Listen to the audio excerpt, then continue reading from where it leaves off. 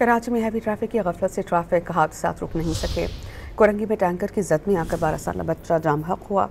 फरार होने वाले टैंकर ड्राइवर को पुलिस ने गिरफ्तार किया। सुपर हाईवे बहरिया टाउन के करीब ट्रक और गाड़ी में तसादुम से खातून समेत 3 अफराद जाम हक हुए।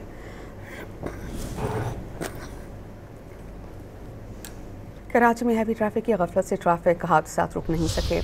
कोरंगी में टैंकर की जद में आकर 12 साल बच्चा जाम हक हुआ। फरार होने वाले टैंकर ड्राइवर को पुलिस ने गिरफ्तार किया। सुपर हाईवे बहरिया टाउन के करीब ट्रक और गाड़ी में तसादुम से खातून समेत 3 अफराद जाम हक हुए।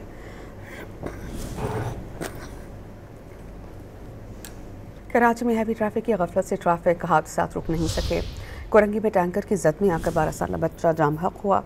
फरार होने वाले टैंकर ड्राइवर को पुलिस ने गिरफ्तार किया। सुपर हाईवे बहरिया टाउन के करीब ट्रक और गाड़ी में तसादुम से खातून समेत 3 अफराद जाम हक हुए।